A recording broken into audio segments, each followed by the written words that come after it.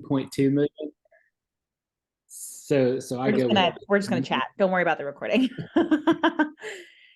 So just in case I grab one sentence. but yes, that was my by far. Yeah. The year before was probably around 6 to 6.5, if I In remember. 2020. Right. Right. And then in 2021, 14.5 million in sales. Correct. Holy cow, man. What happened there?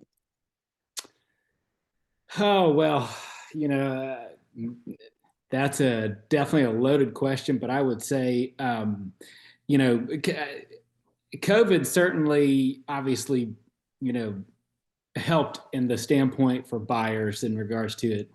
It certainly kept those rates nice and low, so there was plenty of buyers for the pickings. But I still felt like it was still really challenging too, and I felt like yes, any agent could get involved in 2021 and probably do okay. But at the same time, when you're working with buyers in that market, it was, I mean, you had to pull out all the stops. I mean, it was, we weren't just getting contracts on first offers. It was multiple offers on quite a few, and but I really think my sphere started making a really big difference in 2021. I would say it started in 2020, but the that's my primary lead generation tool, and I was able to, over time with nurturing my sphere, it really started just popping last year. And at my church, it's wild.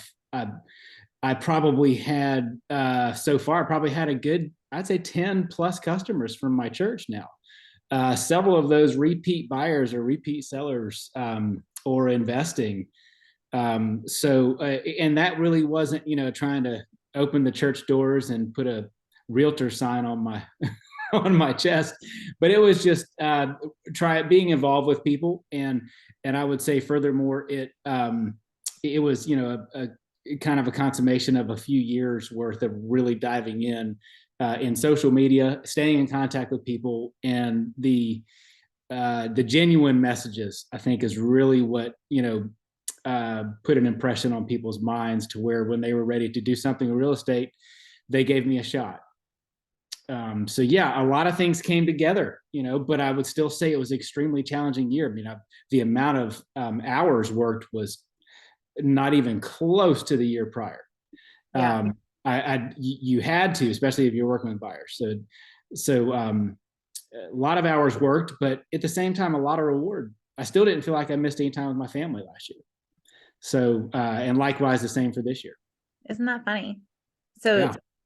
Tell me more about that. So you didn't miss time with your family. You were purposeful about following up with Sphere, and then it leads into 2021. And you were split pretty much in half of buyers and sellers in 2021. Okay, right. Well, I had some really good selling situations that took some time, but I got to sell an entire development, so that was a big deal.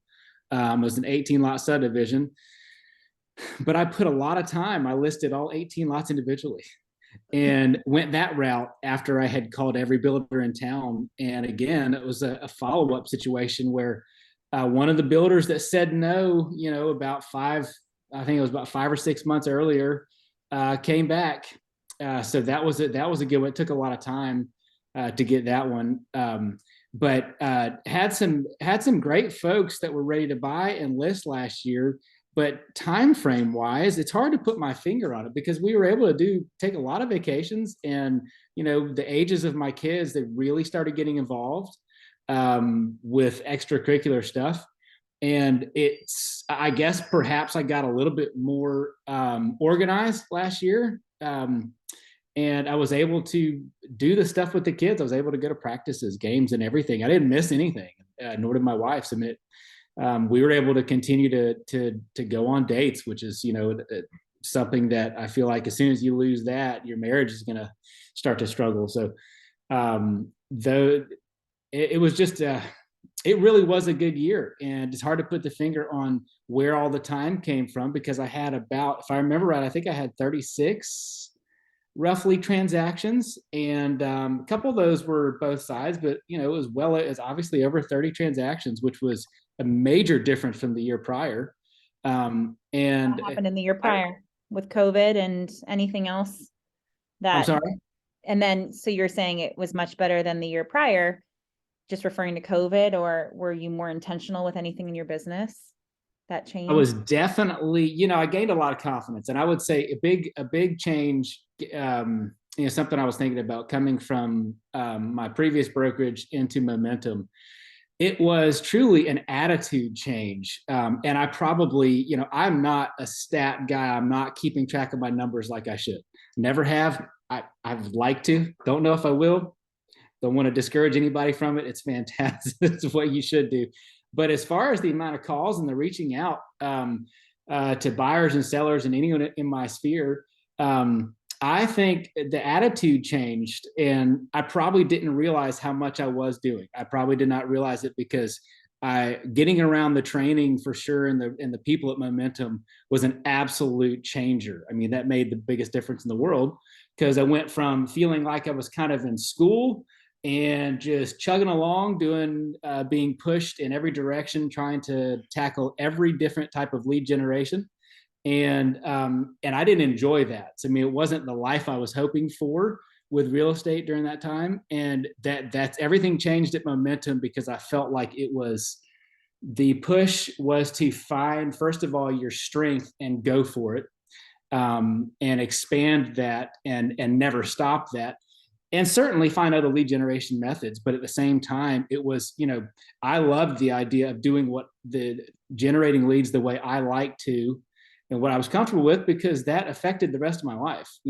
I remember I was never good at calling the for sale by owners and the expired. Some people are fantastic at it, but I wasn't, and I tried to force that. For me, it was for me that was miserable. For Demaro, he feeds off of it. So, I mean, it's like it gives him energy in life. For me, it was like I just want to be done with this so bad. I'm tired of hearing people that hate realtors, and that's just where my strengths did not lie. It just So drained your energy. yes, exactly. So, I mean, really the push to go for what you're good at. And I also felt like the atmosphere was different in regards to believing in yourself. And everybody, I think every brokerage tries to train people to decrease your limiting beliefs. But it's something different. It's kind of magical when you get around people that don't have any limits. They're not placing any limits on themselves, and you feed off of other people. So it definitely helped me to stop, being so hesitant to make that phone call. And it was huge in regards to me getting involved with builders and developers. And that's still, that whole side is still moving. But I was very scared for a long time to send listings, because I'm so worried about looking dumb, so worried about making a phone call and to someone, or setting up a meeting, or using the avenues that I had with my sphere to build new relationships. I was scared to do it, and everything definitely changed. That was a big part of it. My biggest closing, that I mean, career to date, was because I sat and watched a listing for probably 6 months or more, thinking, no way that's going to look good. And so I finally said one day, I'm just going to send it to my builder at the time and see what he thinks. And he replied within like 5 minutes, that he was extremely excited about that one. Nobody else knew about it, and it has turned into what will be the biggest and least expensive development that they've ever had in Northeast Florida. So they're going to have $35,000 lots in a world, about 2,100 of them in a world that, if you can find a lot cheaper than 70 grand in new construction, that's like a miracle. I mean, everything is, I mean, I know in my neighborhood right now, these new construction lots are 120 to 150, and they're 40-foot wide. So it was just an attitude change of, what do you have to lose? Why not you? And the one thing for sure that hit me is like, I'm not going to get that business if I don't make the phone call, or if I don't send the listing. That's 100% guaranteed. That's for sure. So yeah, so change it. So being around the right people was a major change for me, for sure. Awesome. Thank you so much for that. Certainly. So let's go back in time and how you started in real estate and Sure. that transition, and tell me about that journey. So I guess I would call it, my whole life I was kind of involved in real estate, but like once I got out of school, got out of college, I started in a little bit of commercial construction for about 6 months, and I really didn't like that at all. But the opportunity arose for my brother and I to start a building company, home building company. And prior to that, from my whole growing up life, my dad was a builder and developer here locally, starting in the late '70s, and he kind of grew into probably one of the top two or three uh, private developers in Jacksonville, in this area. There wasn't a lot of players in here in this area during that time frame, and there was really no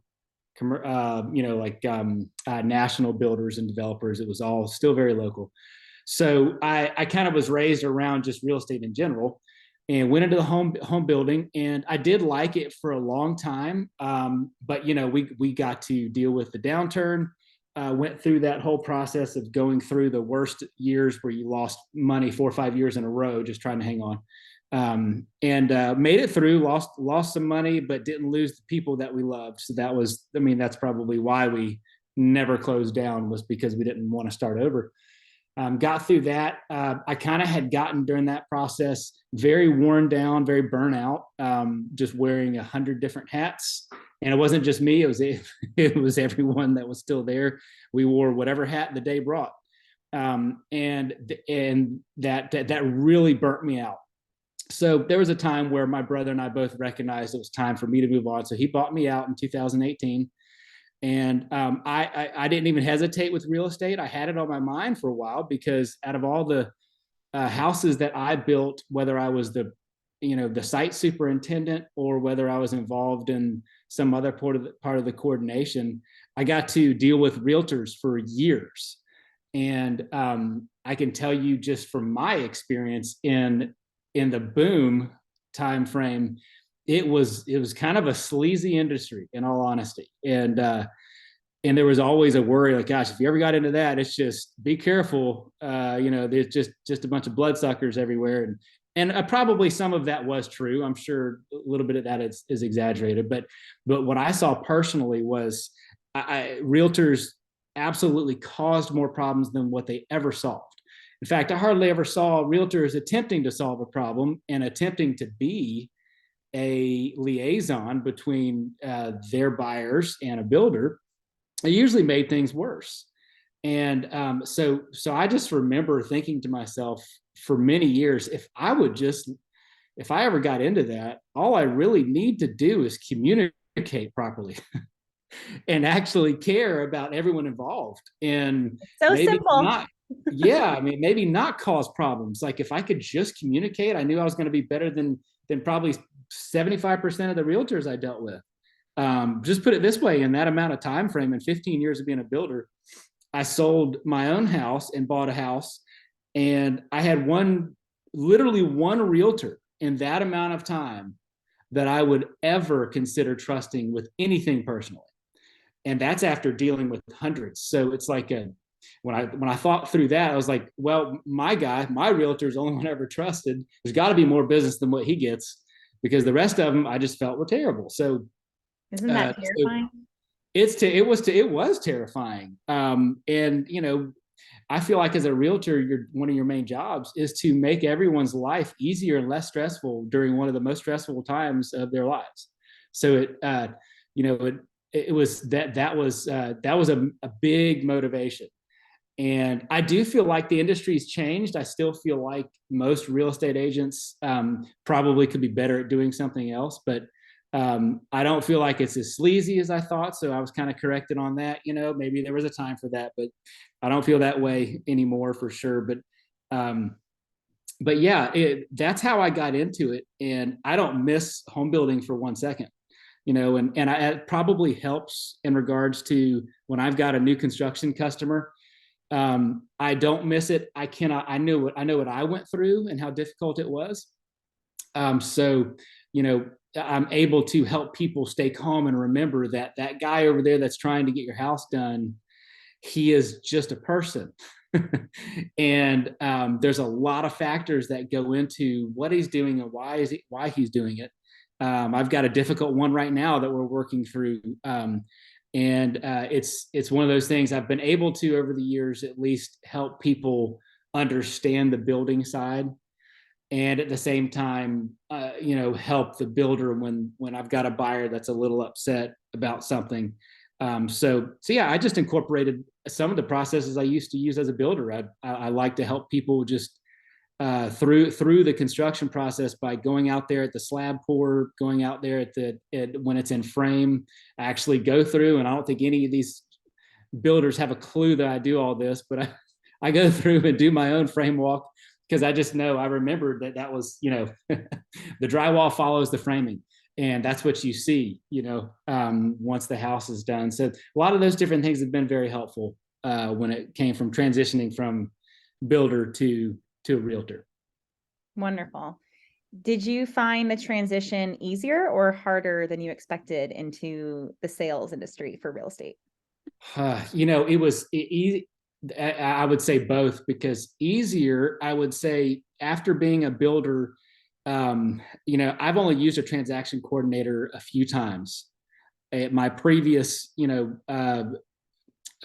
brokerage, I did use their transaction coordinator quite a few times, mainly because it was just it was kind of like already built in. So I mean, of course, you had to pay for it, but I did like that transaction coordinator. But I never really needed to, and I realized that as time went on. So since then I think I've only had one time where I used a transaction coordinator. I never I haven't had the need for it yet. I have felt like that experience being a site superintendent and dealing with 50 different contractors, along with a homeowner and a lender and a title company, everything that goes involved with that, all the people you're answering to and scheduling, handling a transaction coordination side, to me, actually came easy. So that was just a skill that was unique probably to that, because being a site superintendent for a builder is just a glorified babysitter. You're a manager, and you really are. You're keeping up with people and scheduling everybody, but it's a lot of it. So that was not really overwhelming. Even when I got busy, I haven't had an issue with that.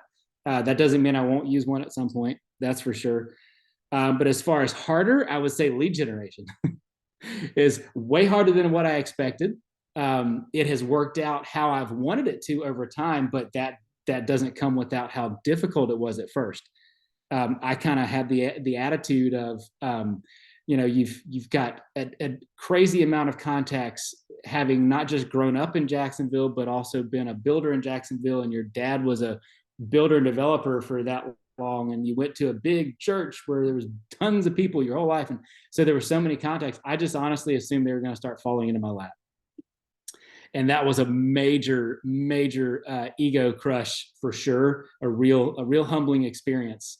Because I went through, I probably told this story before, but I went through my entire phone and everything I had on social media, in any way possible, made easily well over 1,000 contacts, and came up with about, excuse me, hold on one second. I'm screwing up my, I got to get you back here. Did I lose you? Oh, sorry, you're here. I was on mute. I can see you. Okay, where did my thing go? Someone called and it just totally screwed up. Yeah, and if you want, at the very top, Okay, you I got do you. not disturb. You're good. So I'll just start back over with that story. Making all the contacts, thousands of contacts. Yes, went through everything and came up with one lead in all of that effort.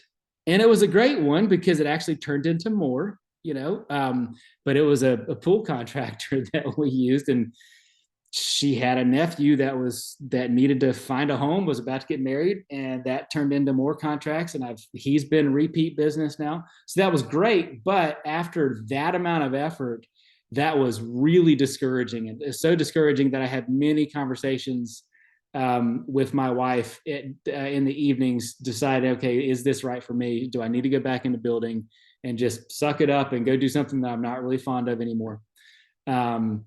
And I'm glad I didn't, because it was truly was a matter of time. And so what I did is I just kind of, I picked out and went back through as many messages as I could. And I found where the people that responded, the folks that saw a message and never replied, well, I kind of put them on the back burner, maybe got back to them again at a later time. But I went for the folks that at least had a response and said, hey, congratulations on a new career, just something. And followed up again. And I made everything as genuine and personal as I could. I didn't want to sound like a salesman or being pushy. I wanted to just make sure folks knew that I cared about them and that I would love help from them. And it's funny because I got way more of their business than I did with their referrals. Referrals came, but I kind of took that approach of, can you help me find some people? Can you keep me in mind? And lo and behold, it was like, well, yeah, I actually am thinking of doing this myself. So I got a lot of those, but it did take time. So, I mean, I didn't start getting leads from that for a good year. But it's amazing how with that follow up and the time and the consistency, they just started pouring in. So that was an eye opener to me to not give up on that. And, in the meantime, I tried a lot of the other avenues. I had some success with open houses. Not my cup of tea, but I know they work, and they certainly help me get a few leads. Like I said earlier, expireds and for sale by owners were definitely for someone completely different than me. So I backed off on that. But then I got some great advice on sphere of influence, was to really get into people's lives, even through social media, even if it's as simple as a reaction. I mean, just for someone seeing your name pop up more often than not, and more than other folks, and then using your own platforms and your pages just to make sure people see that you do know what you're doing and that you have a passion for it. I've enjoyed relationships with customers that so much more, the ones that I enjoy the most, the ones that we end up being friends, and if we weren't already friends. And it's amazing how they just continue to send people to me. And I feel like it was because we were realistic, and I wasn't talking to them as if I was smarter than them, as if I was better than them, or I was didn't care. I just made sure that every transaction I tried to let people know that I genuinely cared about it, just like I would my own. And I told them that up front, like, I will keep it professional, but at the same time, I will get emotional with you because I'm into it. And I think that actually paid off. I think people really do. There's still those people out there where technology isn't everything. It's important, but they still want a person on the other end of the phone. They want a person to deal with and someone they can enjoy, because at the same time, that process is not going to be enjoyable if you don't like each other, or if you don't get along. I would rather someone move on and find the type of agent that they click better with. If it's not me, then, I don't feel it's my right to try to force someone to adhere to me, and vice versa. I've turned down some folks, some big ones. I turned down an almost $1 million buyer because at the end of the day, I knew that he was going to make my life awful for that process. And he wanted new construction. He was going to make that builder's life awful. So, the recognition of being able to say no, that money is not everything in those situations. It's better to enjoy what you're doing. That's your life. This is what we do, and I can't separate it from personal. So that's just me.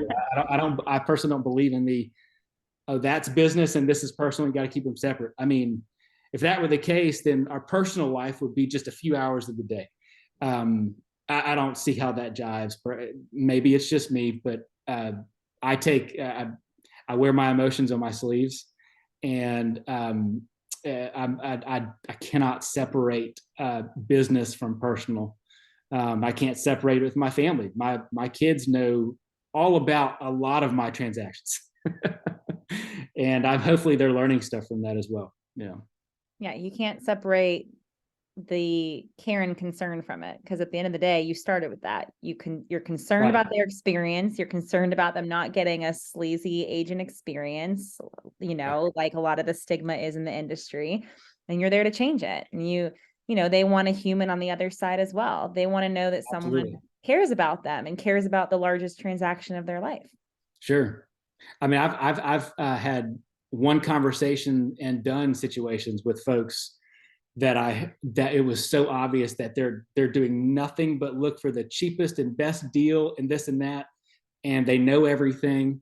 And I realized, like, I'm not gonna, you're not gonna enjoy me. So I know I'm not gonna enjoy you, you know. And I don't regret those, you know, because it is what it is. The business I've got, it's the people that I want to work with, Did you and always have that mindset? Was it always the mindset from the start of I'm going to make yeah, sure that I'm working with probably someone that wants because something? that's how I was in construction. Um, when you're the one in charge of all these people's homes and how it gets built, and you cannot help for it to get personal. Because at the end of the day, the toughest part of that job was that the person that they're looking to after you build, once their house is built, every result is on you. You can blame it on other stuff, but that just looks like you're irresponsible. But everything is on you. I mean, I can't go back to, I couldn't go back to a home buyer building a home and say, well, it's the plumbing contractor's fault. He was this, he was that. That just never worked, And so that put all that responsibility on me as a builder to make sure they had to be happy. So I had to deal with everything that they didn't see, and managing the fact that I had to still deal well with contractors and help them understand that they don't even have to deal with it. It's me that deals with it at the end of the day. So you can't be upset if I get upset with you because you don't have to do it. You get to go away. I'm going to be here for the long haul. And then we have to warrant the house too, which was me. So there was if I wasn't into it with those buyers, if they didn't see that I cared, oh, they can make it miserable for you. And I had a few tough ones that it was like, I could not make happy. I'll never forget my dad after a really bad one. I remember him telling me there's certain people in this world that even their mama couldn't make him happy. And he said it in his way, his Southern way. And there was a few like that, but overall, the best experiences, the reward was when someone gave me a review that said Adam cared about our home like it was his. And he was meticulous. And even though it wasn't perfect, he made it perfect in the end, because that's how construction is. There is no perfect construction. So yeah, coming into real estate, that was already my mind frame. It really was. There was no separating business from personal back then. I can't do it in this side of real estate. That's awesome. Thank you. It's so huge. So let's pivot into, I know we harped on your switch to momentum, but what was that pivot point? What change were you looking for? What needs were you looking to evolve when you decided to switch brokerages? Yeah, so I was really, in a sense, stuck, and I was, without going into detail, there was such a change of personnel. I no longer mixed. Even, obviously we're all different from each other, but I did not learn well from the folks that all of a sudden I was surrounded by. And for a myriad of reasons, whether I felt like, I don't know if they really know as much about real estate as I kind of need them to know if they're going to be teaching me and helping me. And I don't mean that in any conceited way. It was one of those realizations, like, I don't know if it's worth me paying into this cap every year if I'm literally getting nothing out of it, and I don't think that's anything wrong in any way, shape, or form to think that. There needs to be something intelligent business decision. You got to be surprised. Are they providing any value for me? And I just didn't click. I didn't click with all and it changed in a sense. It felt like it changed overnight. And then on top of that, I did feel like at the same time the training got repetitive, and it was to the point where it's like, hey, I can't keep going to classes if it's not going to do anything for me, if it's stuff that I honestly already know or I've already learned. So I felt like there was kind of a ceiling, and I felt like I wasn't going anywhere. I was stuck. It was just really stagnant.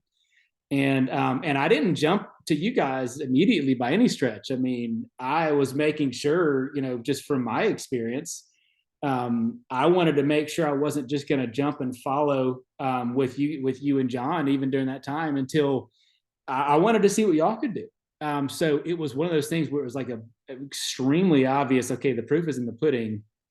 That you guys and Momentum Realty were making a difference, and we're changing the industry really fast, and we're changing agents that came with y'all really fast. And so I saw the trajectory of that, and I saw the stagnant atmosphere of where I was, and that was a no brainer. Of course I love how the brokerage is set up. I love how the pay is, the commission set up. But at the end of the day, it really was not that. I mean, I could cap pretty quickly where I was, so that wasn't necessarily a major issue.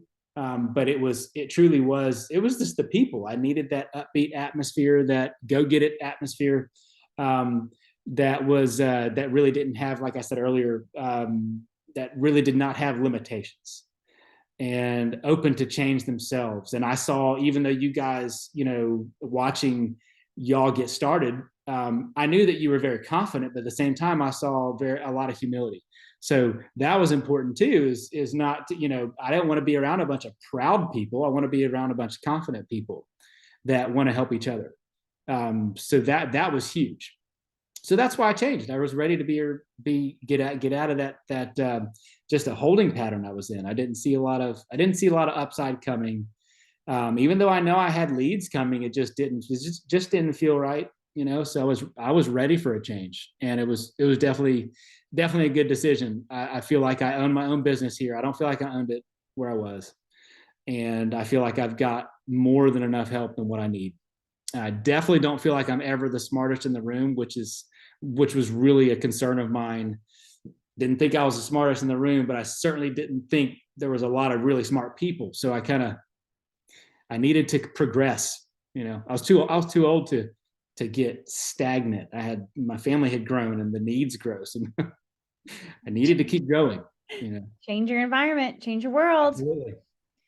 So since that shift of environments, how has your lifestyle and your finances changed over time? Well, yeah, finances definitely got better. Last year was spectacular. I'd never made that amount of money in 1 year. Now, obviously, we all know as agents, you have to pay for all your own stuff. So you've got all the costs that you didn't have to deal with as on a salary job. But at the end of the day, the change financially was spectacular. But I would say furthermore, again, not being all about the money, it just really did free up the ability for time with the family, time for vacations, the ability to take vacations. We really ramped it up, because it hit me when you have all of a sudden you've got one kid that's got a couple years of high school left, and then one that's at the end of middle school. You realize that time is just vanishing before your eyes, and that urgency to want to spend time with them, to make memories, was a major, really my biggest motivating factor. And I wanted my wife and I to be able to enjoy each other and them. And that's where the change really did come. Now, I'm not going to say there's not stressful times, because there certainly is. But overall, I love the schedule that I'm able to keep. I love the time that we get to spend together, but mainly I've got, was able to pour into the kids so much that they choose a vacation over Christmas presents. So I'm kind of like, that's the legacy I want to leave with them, is I want them to, go into starting their own families, wanting to make memories, because we're not guaranteed tomorrow. So I look at it as that, yes, it's important for me to leave whatever financial blessings I can with my family, but that's not where they're going to be dwelling on when I'm gone. They're going to be thinking about the memories. So that's where it's at. And I love that my kids chose, for my son, for his birthday this year, or no, for Christmas, said he wanted to go to an Orlando Magic basketball game instead, and wanted to take a friend. So we went and did that. So, he'll get a little something else. Not going to go empty, but major difference. And my daughter, she loves the theme parks, and she wants to go do that instead of a Christmas party or Christmas gifts. And we have several things we love to do. We love the mountains. We're going at least once a year, whether it be over on this side or over in Colorado, to go skiing. And we love the tropical vacations. My wife and I are getting to take a 20-year anniversary trip to Exuma at the beginning Woohoo! of January. Yeah. Our dream was to go to Bora Bora one day, but this is definitely taken over. It's a lot easier, a lot closer. Certainly less expensive. So yeah, just to be the ability to be able to do that with her and with the kids is everything. Because I mean, I'm going to blink and my daughter's going to be graduating. So that's just hard to deal with, a lot harder than what I thought it was going to be. So it's an urgency to do that, and that's what has changed, is Yeah. the ability to enjoy the family. Have options and freedom. It's like you said, it's not all about money, but money also brings options and freedom and Exactly choice right. to do these fun experiences and live a big life. So why That's not? right. Let's go for it. Absolutely. I mean, I I used to, it's fascinating because early on in my career, I felt like as a builder, I did pretty good, and I kind of felt guilty about it. And man, I could take those times back. I wish I would have, because I think my wife and I would have enjoyed more, more vacations, stuff like that, even as a young married couple.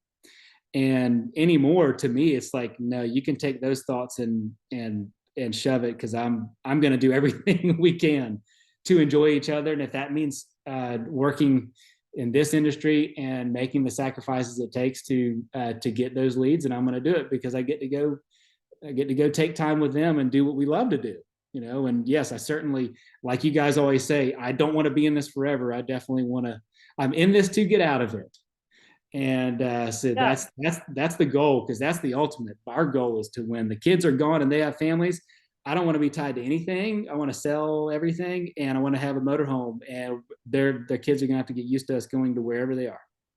So that's all. And I think I can do that with this, with real estate, and with you guys. It has made that a way more realistic goal. It didn't feel that way when I was a builder. I felt so tied, to that company, and tied to the other owner, which was my brother. So the change to get into this industry and to get with the right brokerage has definitely made those types of dreams way more realistic. So and then it's funny because I can't really give up on it, because all I see at Momentum is everybody going for that. So it is realistic.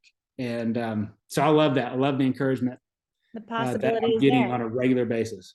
Yeah, it can happen. People have proven it Absolutely. Look what you guys are doing. can Spectacular. happen. So being around other success stories is everything, really. Yeah. So what does 2023 and beyond look like for Adam Collins? Well, I have not put enough thought to it on paper with 2023, but this year will probably be a slight backtrack from last year. However, my average sales price is up in the like 600s and 700s. And I've done what I'm going to be similar to, very close to last year overall. And that will be with about 1/3, maybe a little more than 1/3 the amount of customers. So as you can imagine, the time that I've had this year compared to last year has been tremendously better. And I thought it was great last year. So, moving that price point up has been a major concern of mine. It was very much helped by a big closing, but even without that one, I ran the numbers without the big closing I had, and I definitely have increased about 150, 200-ish, kind of give or take, on that price point. So, so that I want to continue with that. I would absolutely love to move more into luxury for next year. But again, those are things I need to be praying through right now, and we're getting towards the end of the year, so it's time to put some pen to paper on those goals. But I can tell you, nothing's going to change with how I'm treating my family. That's for sure. So we'll just see how I can support that with business. Keep it up. There you go. Did you, on another note, I know this will get cropped out. Did you sign up for Elizabeth's class tomorrow or Thursday? I have some sort of conflict. I Oh saw that. I'm no. not going to be able to do it.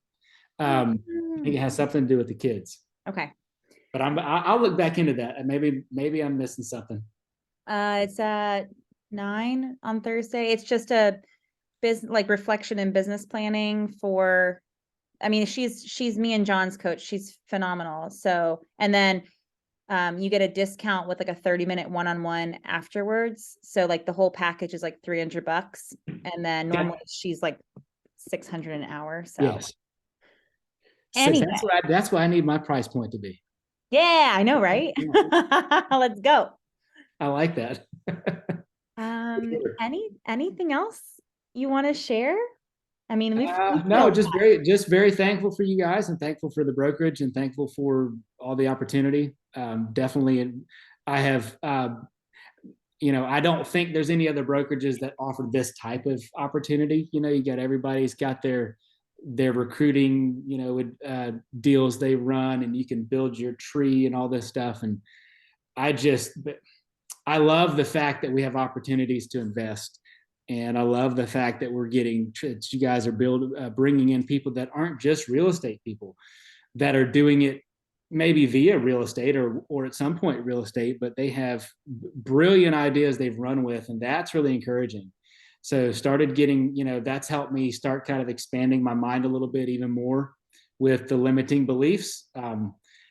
So I've really enjoyed that. The folks you guys bring in have been spectacular. So yeah, that I would add that I'm very happy where I'm at. I enjoy getting the calls from other brokerages now because I get to tell them exactly what I think of the brokerage that I'm a part of. So that's enjoyable now. The big business leads into a big life. So you are an example of that. Thank you so much for sharing and pouring into our tribe. And we hope that, everything goes well for 2023 and beyond. And we'll be thank you. Right alongside you. Thank you for having me. You're welcome. All right. Thanks, Adam, for your time. Okay. Talk to you soon. See you later.